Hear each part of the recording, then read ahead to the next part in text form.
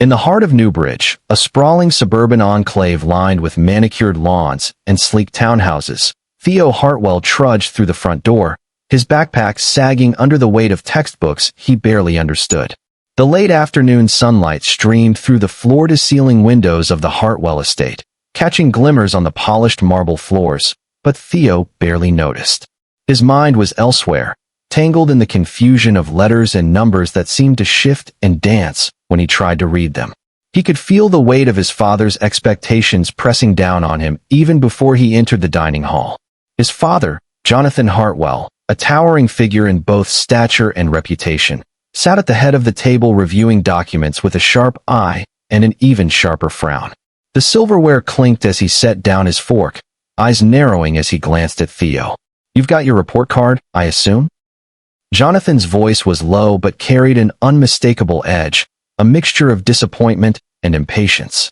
Theo swallowed hard, gripping the straps of his backpack as he stepped forward. "Why, yes, father," he stammered, handing over the sheet of paper that confirmed the truth he wished wasn't there. Failing grades in nearly every subject. Jonathan leaned back, exhaling slowly, a storm brewing behind his composed exterior. "Theo, this is unacceptable. You are the only son of the Hartwell legacy. I expected better focus, better discipline, and results that reflect the opportunities you've been given." His voice carried across the dining hall, echoing slightly against the marble walls. Theo's chest tightened, the words piercing deeper than the formal criticism could have intended. He wanted to explain, to tell his father that the letters never stayed in place for him, that numbers spun like carnival rides in his mind, but the words would not come. The fear of being misunderstood choked him. Dinner continued in tense silence, punctuated by the occasional click of silverware or a muted sip of water. Jonathan finally set his fork down with decisive finality and said, "I've consulted with your teachers. The decision is made. You will attend St. Alden's boarding school next term. Perhaps a structured environment will instill the discipline you seem to lack." The words felt like a sentence handed down, a verdict that overlooked the turmoil hidden inside his son's mind. Theo froze, a lump forming in his throat. Boarding school was distant, impersonal, and terrifying, and the thought of leaving the familiar walls of home added a crushing layer to his already heavy heart. As the weight of his father's decree pressed down on him, a new presence at the table shifted the energy subtly but perceptibly. Mara, the new housekeeper, who had been quietly observing the scene from the doorway, stepped forward, her posture calm yet resolute. She had worked in households like this before, seen the unspoken struggles of children who never quite fit into rigid expectations. Her dark eyes softened with recognition as she studied Theo, noting the hesitation in his gaze, the way he blinked rapidly at the words on the report card as though they were written in a foreign language. She remembered her own childhood, the battles she had faced with letters that refused to stay put, with numbers that reversed without warning, and an education system that misunderstood her entirely. Mara's entrance into the conversation was tentative but firm.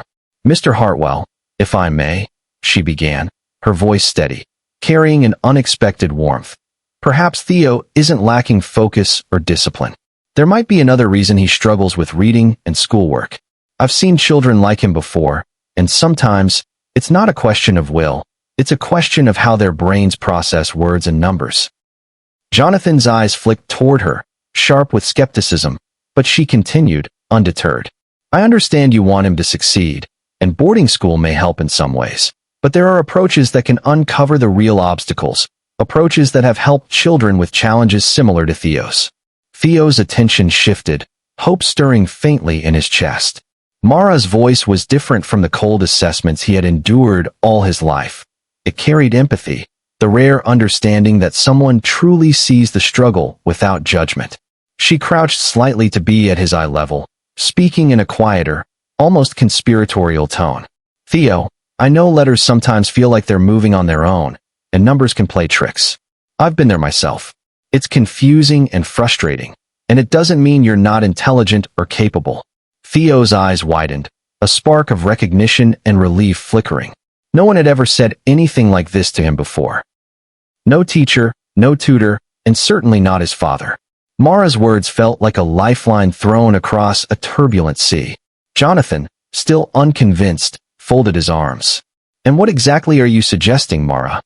There was a subtle edge in his tone, one that revealed a mix of curiosity and lingering doubt. Mara met his gaze without flinching, unwavering. I suggest we explore whether Theo has a specific learning difference, such as dyslexia, she said carefully. It's not uncommon, and with the right strategies, children who face these challenges often excel beyond expectation. But they need understanding, patience, and targeted guidance. Boarding school might feel like discipline, but it doesn't address the root of the problem. The tension at the table shifted imperceptibly. Jonathan's eyes softened slightly as he regarded Mara, a part of him beginning to reckon with the possibility that perhaps he had been looking at the wrong problem all along. Theo felt a flicker of something new. The possibility that he might not be broken, that the failure his father saw was not the whole truth. Mara smiled gently at him, encouragingly, and for the first time in months, Theo allowed himself to exhale a little, the weight of doom lifting just enough to make space for curiosity and hope. After dinner, as the house settled into the quiet hum of evening, Mara approached Theo with a calm, intentional patience. She guided him to a corner of the grand library, a cozy alcove lined with books that seemed less intimidating under her gentle instruction.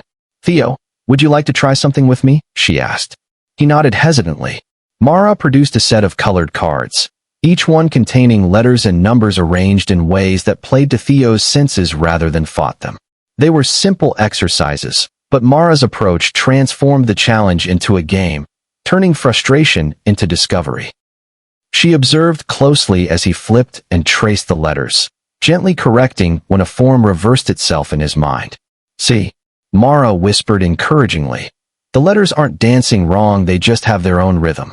Once we understand the rhythm, it becomes easier to follow." Theo blinked at her, astonished that anyone could frame his struggle so positively. He realized that learning could feel less like punishment and more like unlocking a secret code designed just for him. For the first time in his life, he believed he could master the letters and numbers that had seemed so impossible. Mara's patience and understanding, built on her own childhood experiences, ignited a spark that no teacher's reprimand or test score could ever kindle. Meanwhile, Jonathan retired to his study, documents temporarily forgotten, contemplating Mara's words. The notion that his son's difficulties might not stem from laziness or lack of intellect was unsettling, yet compelling. There was an unfamiliar pang of guilt, an acknowledgement that his expectations may have been narrowly defined, failing to account for the unique mind of his son. Deep inside, he wondered whether his desire to impose structure was actually blinding him to the potential for Theo to succeed if only approached differently. The conversation lingered in his thoughts, twisting uncomfortably but planting a seed of possibility he could not yet name. Night fell over the Hartwell estate, and Theo lay in bed, staring at the ceiling, Mara's words echoing in his mind. For the first time, he considered that his struggles were not failures, but signals, clues to a different way of learning. He thought about the boarding school, about the pressure of expectations, and he realized that maybe, just maybe, he didn't have to be defined by the standard measures of success. The revelation brought a tentative smile, a rare warmth in a sea of anxiety. Somewhere in the silence, a shift had begun, quiet but profound. A path forward illuminated by understanding, patience, and the promise that someone finally believed in him, not for what he could do according to others' rules, but for the unique way his mind worked. By the time the household had settled, Jonathan sat alone, reviewing the report cards once more, his mind restless with a new awareness.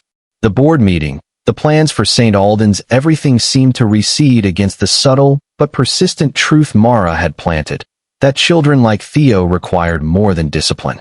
They needed insight, advocacy, and above all, someone who would refuse to let the world write them off prematurely.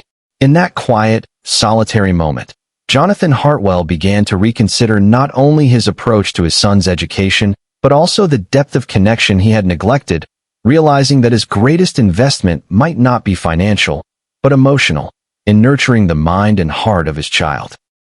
Mara moved quietly through the sunlit corridors of the Hartwell estate, her steps measured and purposeful.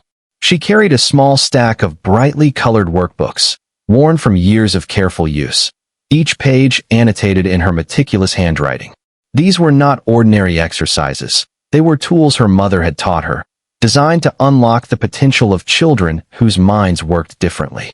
Mara knew that Theo's struggle with letters and numbers was not a lack of intelligence or willpower. It was a misalignment, a hidden obstacle that only patience and insight could overcome. She found him in the library, hunched over a book he could barely decipher, fingers tracing words that seemed to slide away like fish in a stream. "Hey, Theo," Mara said softly, sitting across from him on the plush rug. Her voice carried warmth, but there was an unmistakable firmness beneath it, a quiet authority that reassured without demanding. Theo glanced up, hesitant, unsure whether to meet her gaze. "I brought something that might help," she continued, spreading the workbooks between them. "These aren't like your usual lessons. Think of them as a game, a way to see letters and numbers in a way that makes sense to your brain." He tilted his head, curiosity flickering, a fragile hope stirring within him.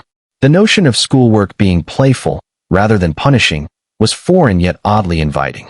Mara began with simple exercises, letters paired with shapes and colors, numbers intertwined with patterns, tracing exercises that guided Theo's hand and mind together. She observed closely, noting how certain letters flipped consistently and how he hesitated when confronted with sequences that confused him. "See these letters?" Mara asked gently, pointing to a series of upside-down letters. "They're just doing a little dance. It's not wrong.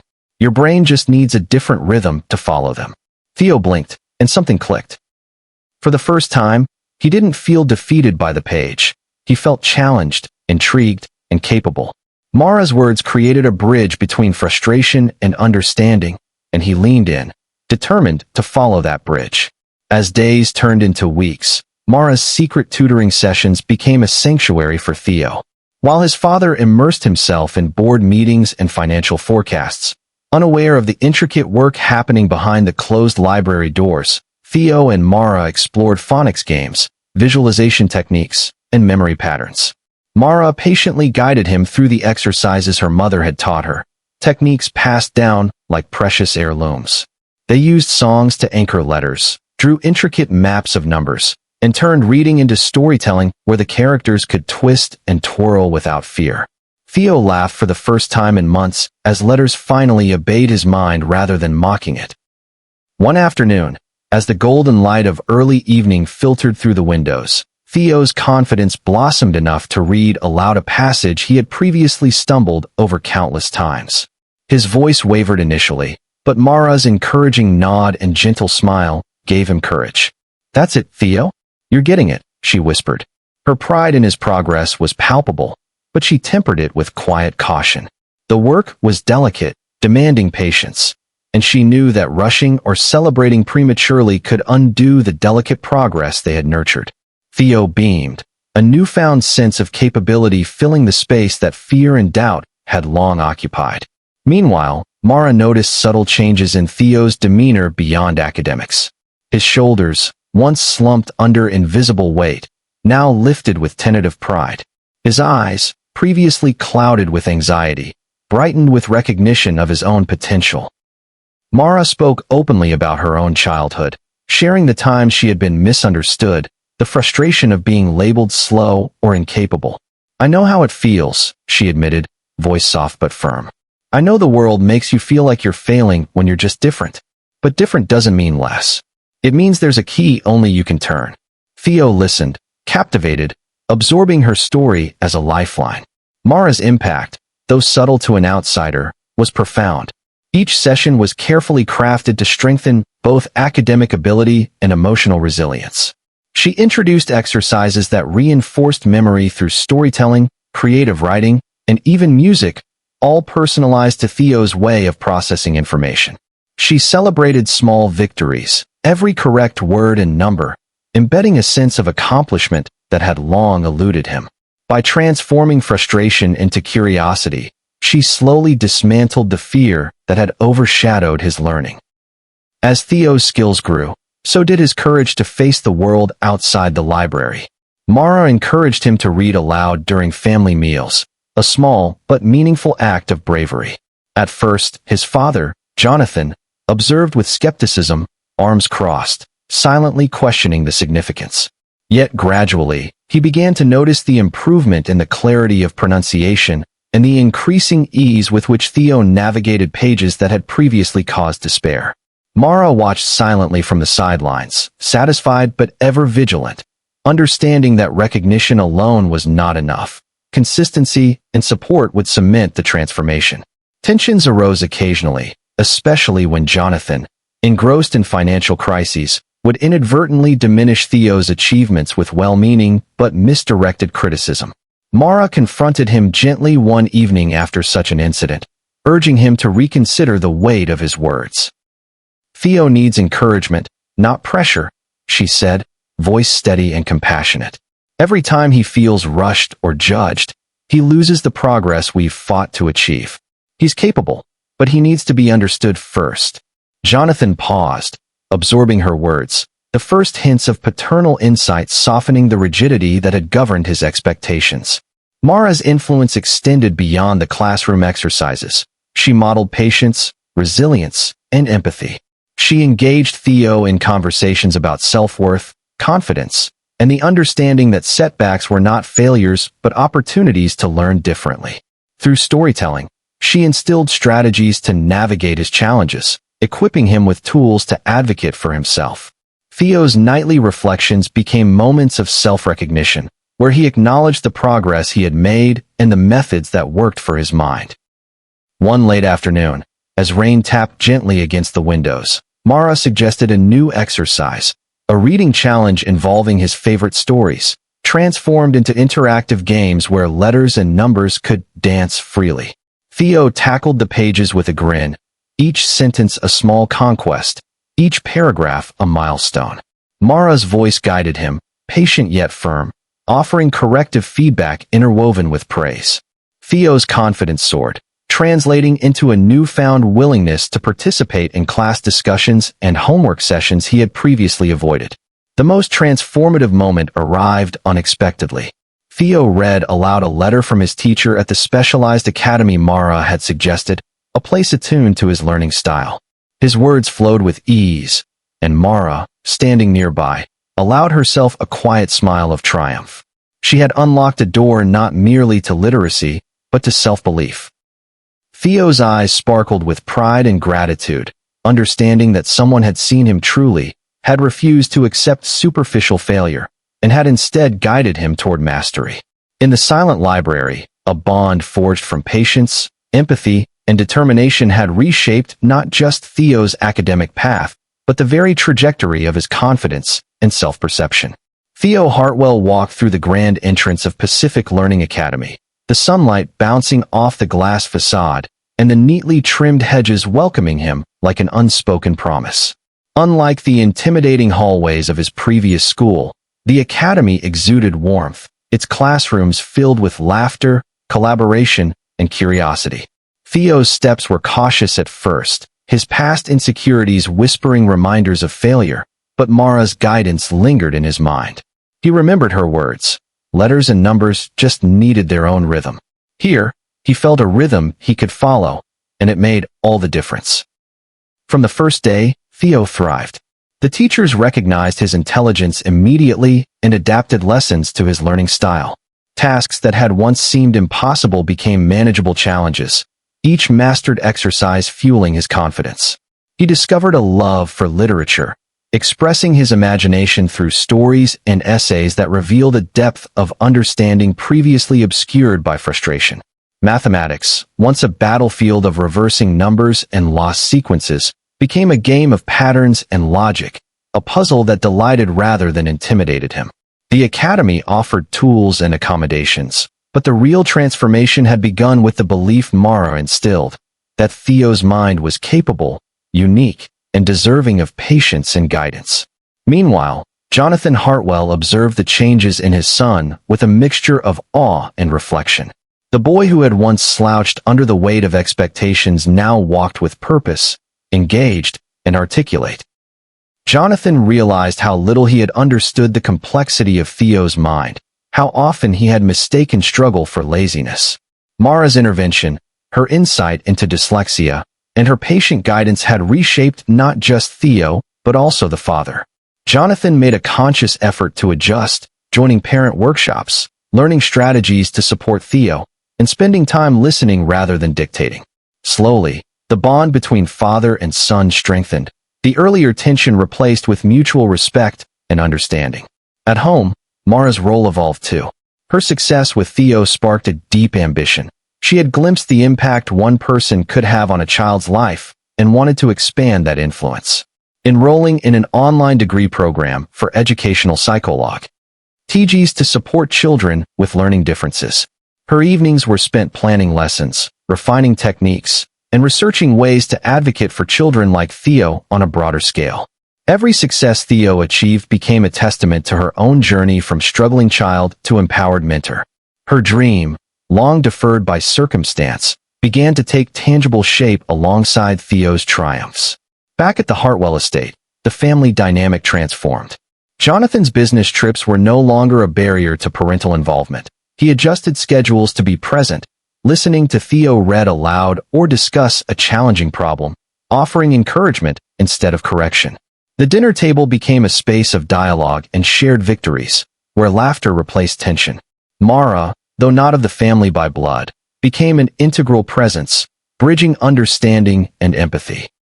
Her quiet influence fostered an environment where Theo could flourish, and Jonathan could witness firsthand the profound impact of support, patience, and insight.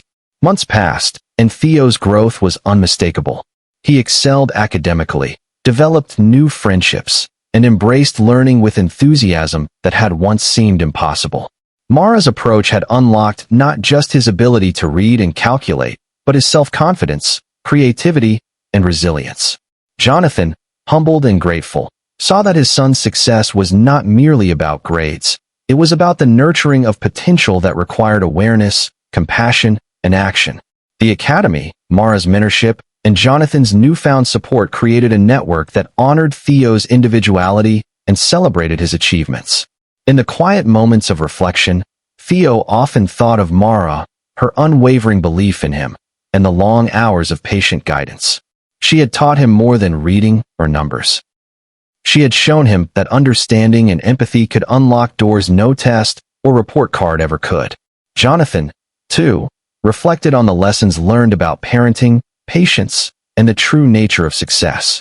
Both recognized that triumph came not from rigid structures or external validation, but from the willingness to listen, adapt, and nurture the unique spark within a child. The story of Theo's journey spread quietly through the academy and beyond, inspiring teachers, parents, and children alike. It became a testament to the transformative power of empathy, the importance of recognizing hidden challenges, and the undeniable potential that blooms when a child is truly seen and supported. Mara continued her studies, motivated by the tangible difference she had made, and Jonathan devoted himself to advocacy, ensuring that no child in his circles would face misunderstanding or dismissal. Theo, now confident and self-assured, embraced a future filled with possibility, knowing that his worth was never defined by conventional standards but by the courage, guidance, and love that had illuminated his path. Through dedication, understanding, and heartfelt intervention, Theo Hartwell's story concluded not with mere academic success, but with personal triumph, a life transformed by compassion, insight, and the belief that every unique mind deserves the chance to flourish. Mara's mentorship, Jonathan's evolving understanding, and Theo's perseverance created a lasting testament to the power of patience, love, and tailored support. The narrative resonated far beyond the walls of the Hartwell estate, inspiring countless others to recognize that with empathy, persistence, and the right guidance, challenges could become triumphs, and children who once struggled could discover their extraordinary potential. Moral lesson: sometimes, the greatest transformations happen when patience meets understanding. Every child has a unique rhythm to their mind, and struggles often conceal extraordinary potential. Compassion, careful guidance, and attentive support can turn obstacles into achievements. Adults who choose to see beyond mistakes, to listen and adapt, create a space where growth thrives. Education is not one-size-fits-all. Empathy and encouragement unlock doors that discipline alone cannot. Like Theo, Every child deserves to be seen, believed in, and guided according to their own strengths. With patience, love, and insight, potential flourishes, confidence grows, and lives transform. Like the video, subscribe to the channel, share with friends, and comment your thoughts on unlocking hidden potential in children.